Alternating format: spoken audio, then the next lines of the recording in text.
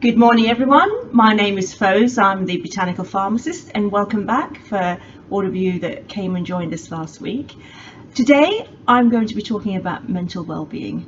I think particularly nowadays with the lockdown, with COVID, there's a lot of anxiety and uncertainty in people's minds.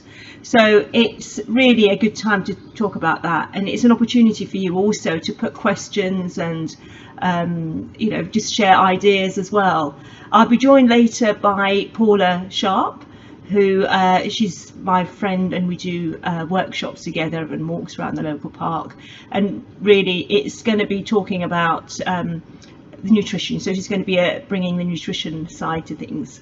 So really, I just want to give you a bit of background. So I don't know how you're feeling, but I know when it first happened, with the lockdown in particular, I was feeling a bit uncertain. I'm one of these people that's always out. I try and do my 10,000 steps a day.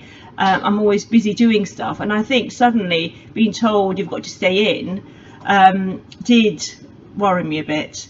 And I think for me, what saved me is doing exercise every day. I've been doing exercise, HIIT classes online with my personal trainer. I go to boot camp every week, so not one-to-one, but anyway, he's been doing that on Zoom, which has been fantastic, and it's been a really good way of connecting with people as well online, my fellow boot campers. I've been doing yoga online as well. So again, I normally go to studio, but actually you realize you can do it at home. And also I like the live ones. There's a lot of free stuff out there, so so that's what's kept me sane anyway. But just in terms of COVID-19, I think, speaking to people I know and friends, what's really been worrying them is, am I going to catch it? Are my loved ones, friends and family, elderly relatives, are they going to catch it? Unfortunately, the news is there to give you up to the minute updates, but that can affect your mental well-being. So you've got that. You've also got the lockdown. It's how you're dealing with the lockdown. And actually with the lockdown, it's not just staying at home, it's work as well, it's school. So there are those aspects that come into it. There's also the the sleep, the anxiety, all these things that are affecting as well. So really what I want to do today is just share some tips and some things that other people have posted online that I've used as well. So they are tried and tested and they've worked for me, but if not, there are other things out there that will work for you. So really, I think I just wanted to also say that the government has recognised this. They've told us to stay in, but they've also recognised actually that is taking a toll on people's mental well-being. So they've issued guidance as well on that in terms of what to do and so on. So you can go to the NHS website and you'll find a lot of stuff there. There's another site called One You, which is again a government one, and again they've got really good tips out there. So what I'm going to do now, I've got my notes here, so I'm reaching down because we're going to try and keep this to about 20 minutes or so. It's just a really quick overview. And the thing I talk about in the workshops that we do, I'm all about nature-inspired well-being. So my background is pharmacy, but I'm also very much into lifestyle changes and things that you can do, particularly connected with nature and just being able to harness your innate healing. And for me, there's something called 5 ways to well-being, and it's a really good approach to mental well-being, and I use the acronym CLANG to remind me. So C, it's about connecting with people. So social isolation, lockdown, you are probably missing your friends and family. There's a big social aspect to our everyday life, and actually it's a really important part of well-being. So it's about connecting. Now you may not be able to do that now face to face, but what you can do is you can do it online, FaceTime, pick up the old-fashioned phone, so you can do that. my daughter started writing letters. So again, that's a really good way of connecting with people. So it's really, really important to do that. The other thing is learning. Again, there's loads of things out there at the moment where you can do this course, you can learn knitting, you can learn to sing, you can learn a different language. So again, learning is quite important. I mean, you coming here today, you are learning. It doesn't have to be anything formal. One thing that someone suggested in terms of getting kids who are away from school and bored, rather than getting them to do formal homework or schooling, they say to them, right, okay, go and research something and talk to me about it for 60 minutes. We can apply that to ourselves. So we can think, right, okay, I'm going to find out about, I don't know, about the moon, the phases of the moon. We had a really beautiful moon yesterday or over the last few days. So right, find out about it, learn about it, and then talk about it for 60 seconds with someone without boring them. So that's a really good way of learning, but there are other ways of learning, but it's a really important aspect to mental well-being, is stimulating your mind. And again, also, if you're not working at the moment for any reason, because of lockdown, that can have a toll in terms of mental stimulation. So it's really important. So the next one is noticing.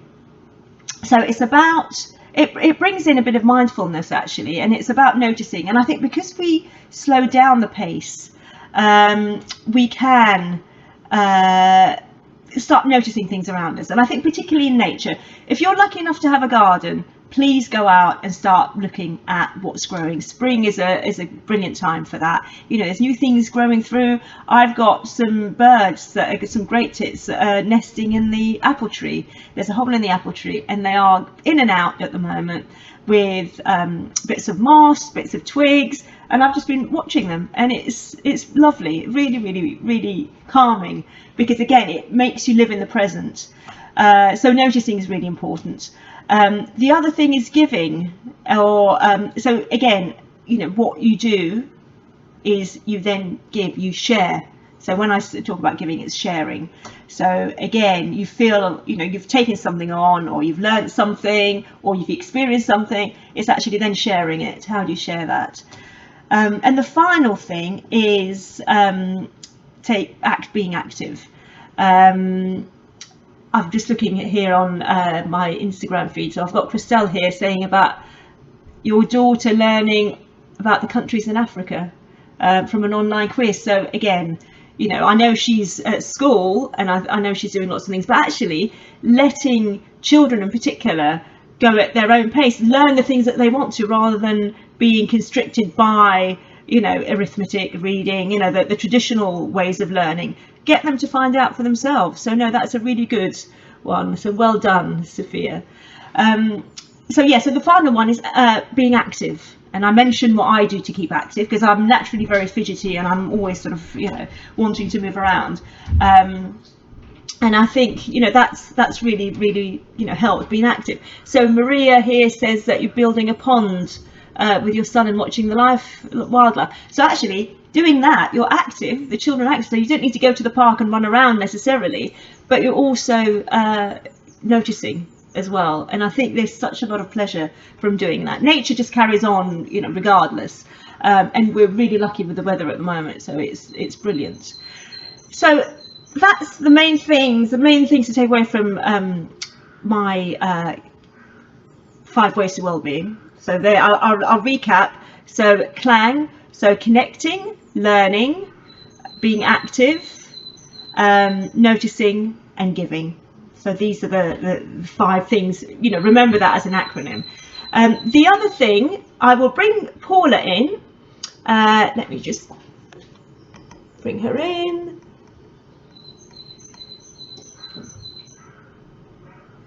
Just waiting for her to come in now. So she's going to be talking about nutrition, and then I'll be talking about herbs. Hello, Paula. How are you? Hi. I'm good. I'm in my loft, hiding from my family. Oh, it's nice to see them last week, coming in, giving you cuddles. Yes. So that was really, really wonderful listening to your acronym, and it's so true. Brilliant. So tell us about nutrition. So what can people do in terms of things to help relieve anxiety, keep their mind, at peace, at these challenging times? Yes. Well, I mean, my number one top tip is hydration. Always, have some water with you. It's so important.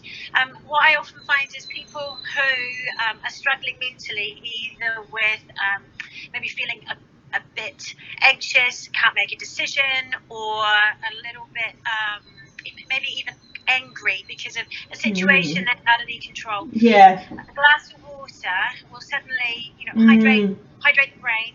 I tell my children it makes you get a juicy brain, and it really does change your perspective. And it's one of those medicines that we don't use enough. No. Take for granted.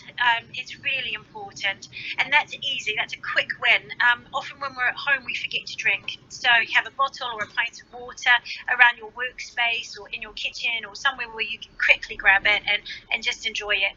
So how much should we be aiming for, Paula? Have you got, Easily for an adult, 1.5 to 2 litres a day is really important. For a child, probably around 600 mils, so probably about a pint a day, because they drink less unless they're doing exercise or are just really thirsty because it's a hot day. Yeah, and does that include that amount?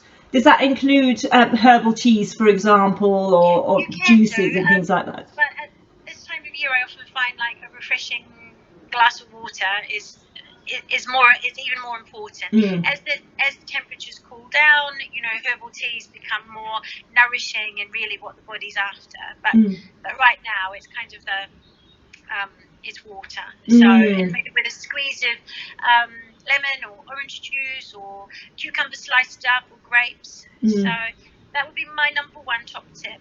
The other one right now is to, life has got to be a little bit simpler because we are home. So, is to make simple meals. Go back to instead of complicated things where, maybe lots of different foods on a plate, keep things simple. Maybe it's a piece of protein with, a lovely salad that might include, grapes for interest or seeds or even raisins, something where, the whole family will enjoy it. So just to simplify things.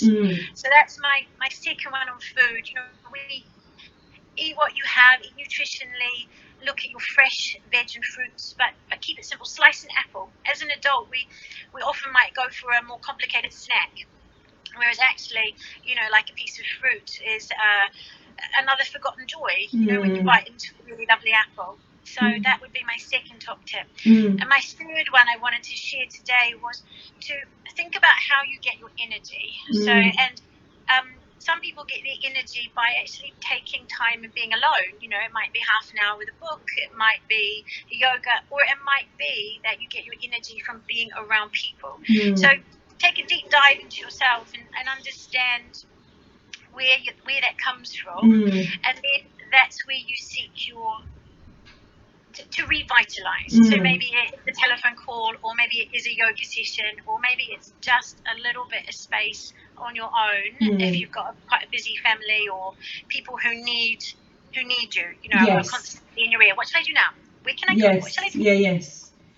So just understand where your energy comes from, and I think that's really, really good. Yeah, because we talked about social isolation, but actually you could have the other end of it, where you're all together in a small space, and you're not used to that. I mean, I read somewhere that typically you spend 2.5 hours with your partner, in a waking state. Well, actually, if everyone's working from home, that's 12 hours, more than that actually. Absolutely. And it's it can cause tension, and I agree, having a bit of time out, not just for yourself, but actually particularly some teenagers that get a bit on top of each other, just giving them some space as well, because it's hard for them at the moment as well, for lots of reasons that we talked about earlier. Do you want to talk about you talked about energy. What about sugars? Because I know, your sugar can affect your mood as well. So it can make you anxious. You've got your, your sugar rushes and your drop. To balance blood sugar, the best way is really to look at little bits of protein. So, if you know that you have blood sugar spike, and not everybody does, it's some people have this, is to have protein in the morning, set yourself up really well. And that might be, for example, an egg, a boiled egg with a slice of toast, or avocado with an egg. Or just to do that. And then if you feel your blood sugar dipping, water, once again, water and blood sugar are so connected. So if you can, I never think of a system as one. You have to think of it as a whole thing. So if one thing is out, the knock-on effect is everything. So my recommendation on blood sugar spikes is, instead of reaching maybe for a quick win like a sweet, or is to choose a protein, so maybe a little handful of nuts, or just something different. Yes. And then just give yourself time, have a drink of water, and then see how you're feeling. And often what happens is that spike actually levels out. So, and if you can keep this constant, then you no longer have those big dips where, it also creates that feeling of anxiety or anger, or that need to reach immediately for food. And if you don't, you will combust. Yes, yeah. It's interesting. Yeah, it's interesting you say anger, because a lot of people talk about, feeling, low mood and, having anxiety. But, anger, I think we can get angry about, the situation. And I think it's sort of acknowledging that actually that is part of what's going on. It's all part of mental well-being, and recognizing it. And I think that's the thing, it's noticing it and knowing, right, I'm angry, and then knowing why, and then, like you say, doing something about it. And also, right now we have time to maybe analyze ourselves a bit closer. I'm feeling angry because why?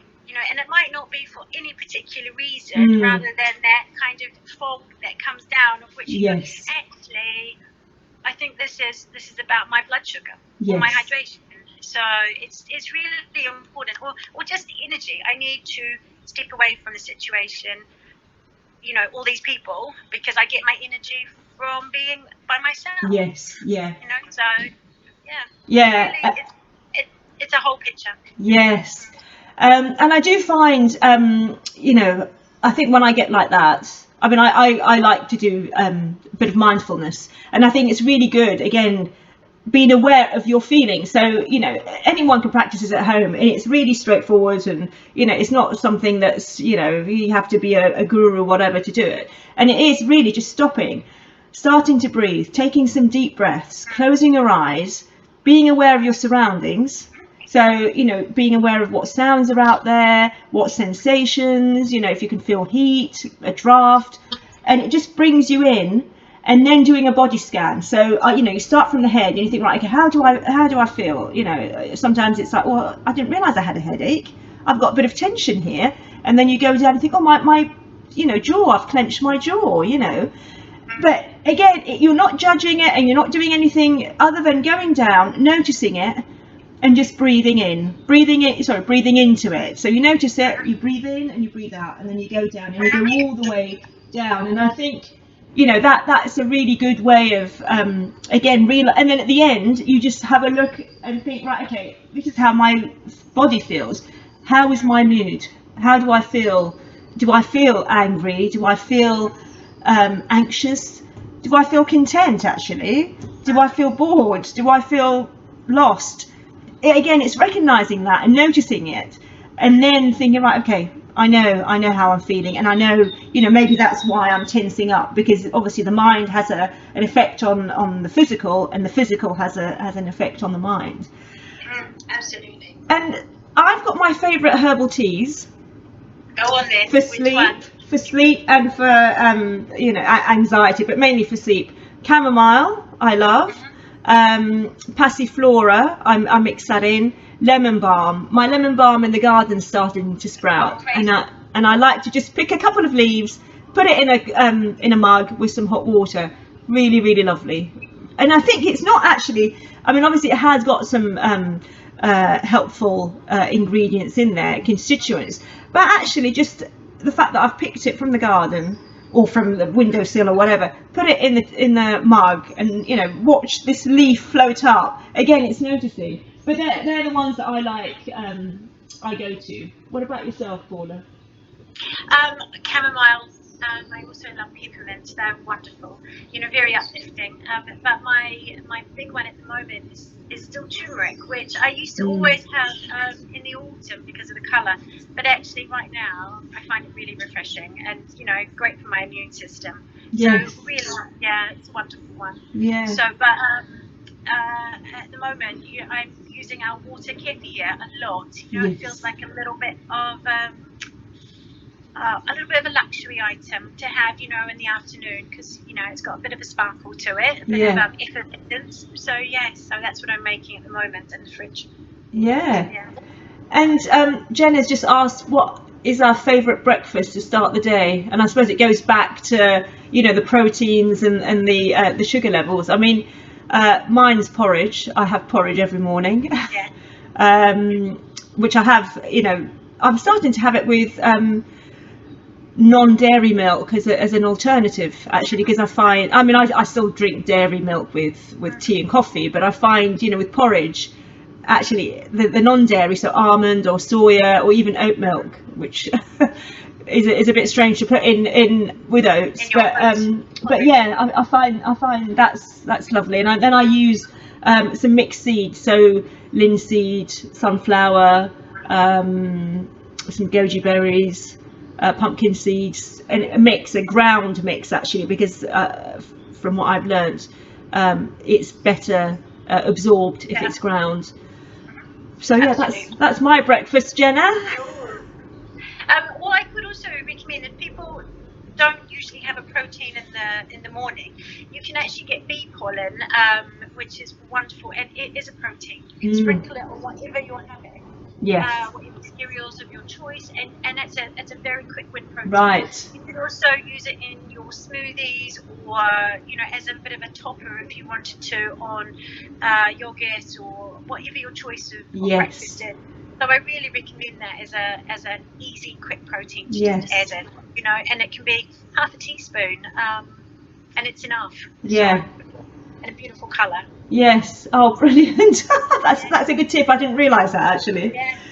And then just finally, I'm just going to talk about some oils. We can talk about some herbs, some oils that we like using. I like lavender because it's very, excuse me, very calming. Geranium is very steadying. Rose. They're my favourite. Sorry. At the moment, I'm using a lot of lemon in our diffuser, and it's really nice in the evening. So if I also mix it with the lemon and eucalyptus, it's just beautiful. So and it's clearing all those nasal passages with different allergies starting, or runny noses. So that's really good. I mean, if anyone again is having issues with going to sleep at the moment, because obviously if we're not going out so much, we're not as active, and also we're not out in the sunlight as much, that affects our circadian rhythm, and it can affect our sleep. So what I recommend is having some lavender. Just put it on a tissue, put it by your bedside, or put it in a diffuser. I think that's really lovely for that. And the other thing I wanted to talk about is Vivian, who was here earlier. She posted a really lovely calendar. This is another tip, a really lovely calendar on our Wild Wellbeing group, where it was, and it's for April, and it was about doing these different activities each day. So it was things like, be kind, or phone a friend that you haven't spoken to for 6 months or something.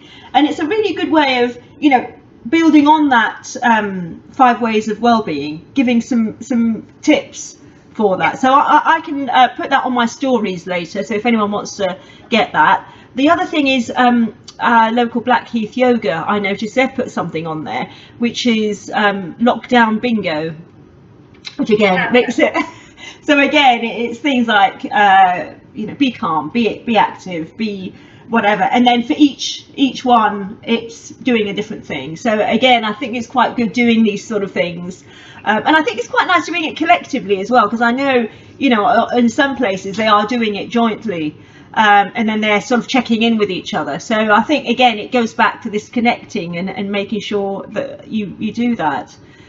So I think we've come to the end, Paula. Unless there's any last minute, you know, recommendations or. Oh, I think with sleeping with essential oils, I'd also add some pine. Okay. Oil. Fantastic, particularly for children. I just can't recommend it enough. So actually. Brilliant. So mine's lavender, yours is pine. Very, very fragrant place.